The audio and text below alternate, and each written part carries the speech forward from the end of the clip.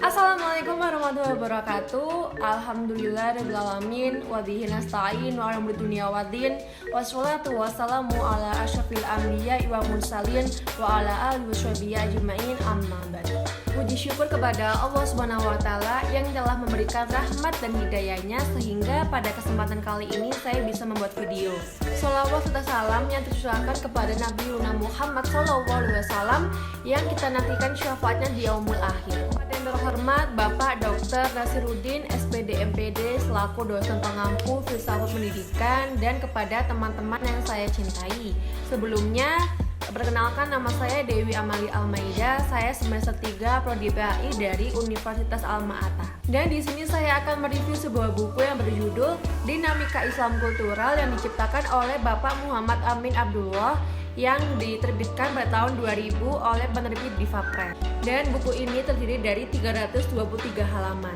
Oke, yang pertama langsung saja. Jadi ini ada 3 bagian bab. Yang pertama, bagian pertama adalah reformulasi pandangan tauhid. Terus yang kedua ada religiositas kebudayaan Muhammadiyah. Terus yang terakhir ada dari spiritualitas ke moralitas. Dan beberapa bagian ini terdiri dari beberapa judul juga yang sangat erat hubungannya dengan filsafat pendidikan.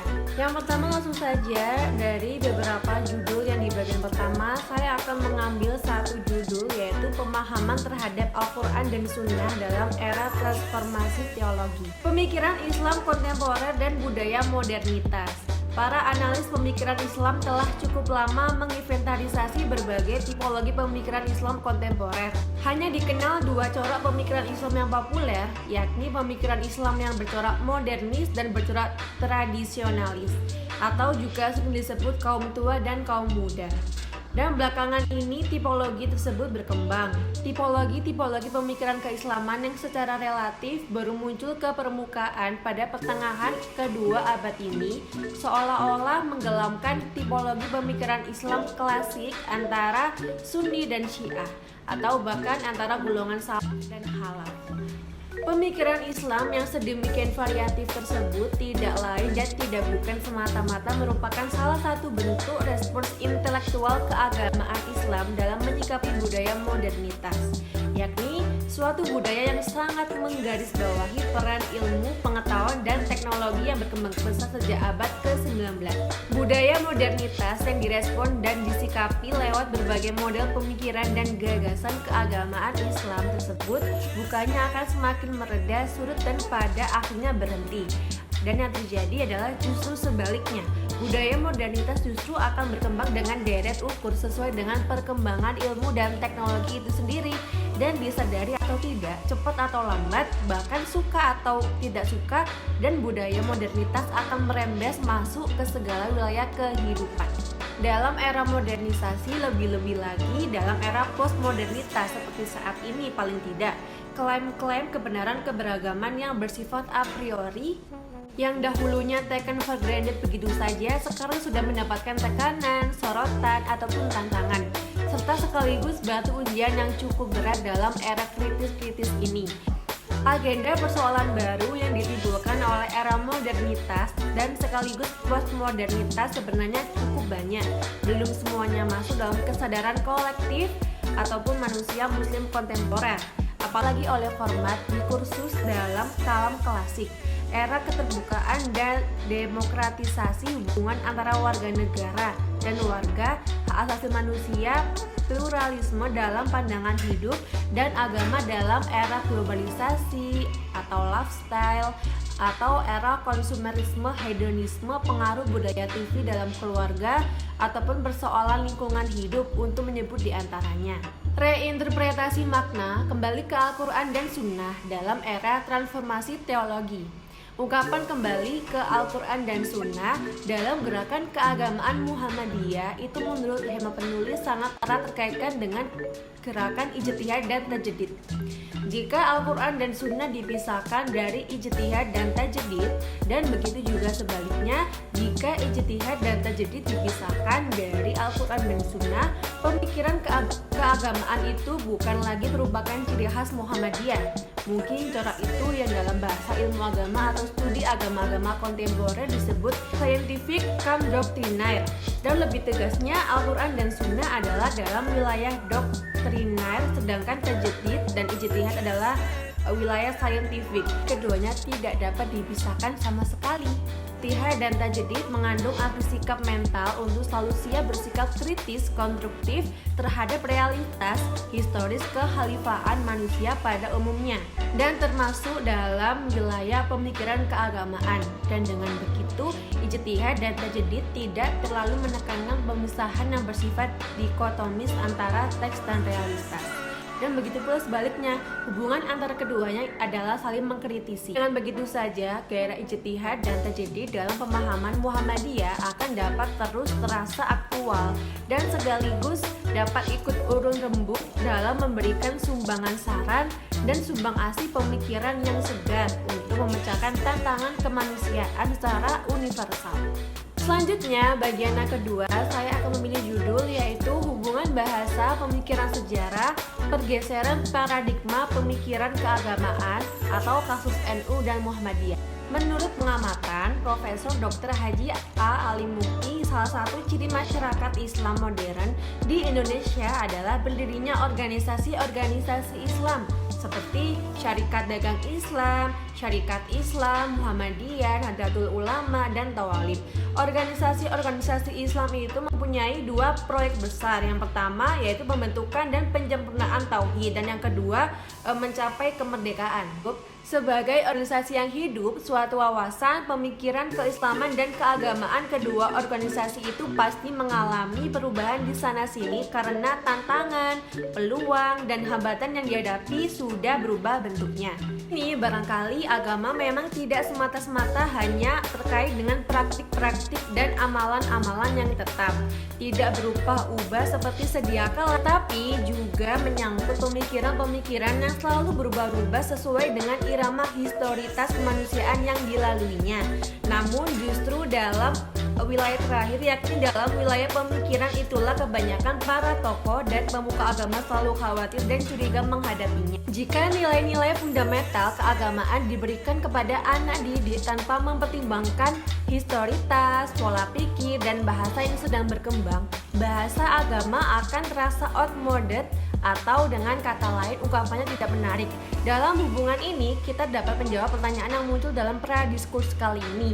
Dalam sebuah dunia yang ditandai oleh perkembangan ilmu dan teknologi yang begini pesat, apakah Muhammadiyah dan NU punya keyakinan bahwa manusia masa depan masih mempunyai kemampuan dan peluang untuk beriman? Dan menurut hemat penulis, pertanyaan ini berpulang kepada kemampuan para dai, guru atau dosen agama, khatib, dan fungsionaris organisasi untuk menyesuaikan dengan tingkatan perkembangan dan kebutuhan historitas, pola pikir, dan bahasa dimiliki oleh suatu generasi tertentu. Reorientasi pemikiran keislaman, dan menurut hemat penulis ini baru akan tercapai dan hanya bisa terbentuk jika dilakukan lewat kritik epistemologis atau pemikiran keislaman klasik skolastik, itu melalui studi historis empiris terhadap fenomena keberagaman manusia secara universal dan studi filosofis terhadap arus pemikiran falsafah kontemporer. Hanya keduanya, rancang bangun epistemologi keislaman kontemporer dapat termuati baik dengan ajaran keagamaan yang Qur'ani maupun oleh budaya ilmu dan teknologi kontemporer. Selanjutnya yang terakhir, yang bagian ketiga, saya akan memilih judul Moralitas Islam dalam Pengembangan dan Pelestarian Lingkungan Hidup.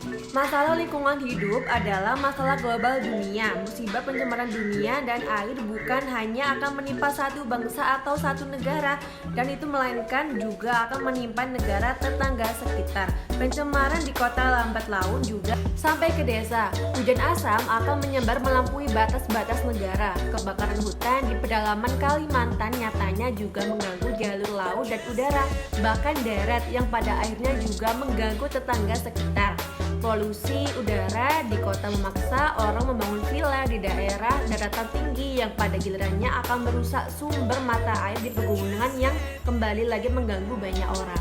Dalam puncak keprihatinan manusia seperti itu, orang mulai menoleh kembali kepada dimensi etis, baik etis teologis maupun etis antropologis dalam struktur utuh kerangka dasar struktur bangunan tindakan manusia. Moralitas Islam, preskripsi Al-Quran dalam upaya pelestarian lingkungan hidup. Jika kita membaca kitab suci Al-Quran dengan sangat teliti, kita akan mempunyai pandangan dasar yang sangat mencolok bahwa ternyata Al-Quran tidak semata-mata berbicara tentang hal-hal yang bersifat metafisis ekatologis, tetapi dia juga berbicara panjang lebar tentang alam semesta yang dihuni oleh manusia serta makhluk-makhluk lainnya. Al-Quran memproklamasikan dirinya sebagai hudan li al-nas, yaitu petunjuk bagi manusia, bukan hudan li Allah, yaitu petunjuk bagi Allah.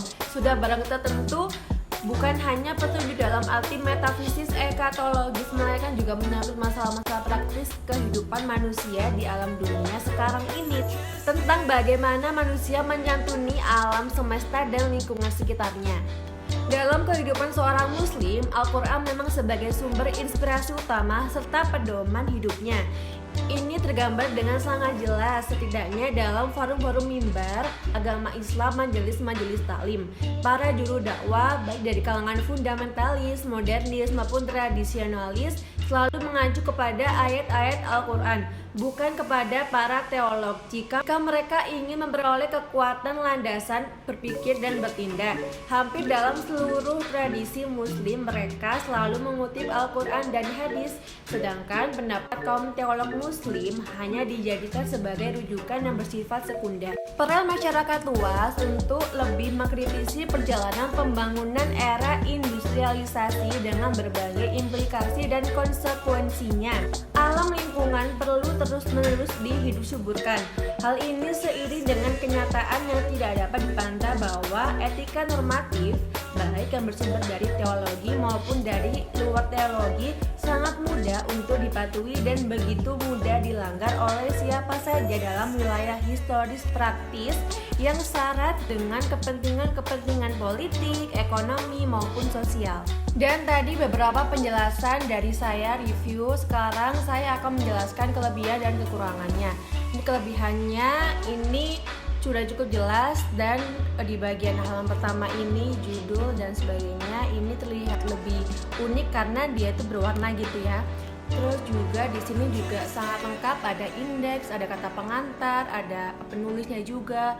Terus di sini juga ketebalannya juga kayak nggak terlalu tebal gitu. Kalau kekurangannya sih nggak ada, cuma ada beberapa bahasa asing juga agak sedikit susah untuk dimengerti. Dan ini bukunya ini sangat bagus banget untuk kalangan mahasiswa-mahasiswi karena banyak banget pengetahuan di buku ini yang tidak dapat kita ambil dari perkuliahan saja, tetapi bisa diambil dari buku ini. Sekian review buku dari saya ini. Maaf apabila banyak banget kesalahan maupun kekurangan dari saya ini, mohon dimaafkan. Sekian dari saya. Assalamualaikum warahmatullahi wabarakatuh.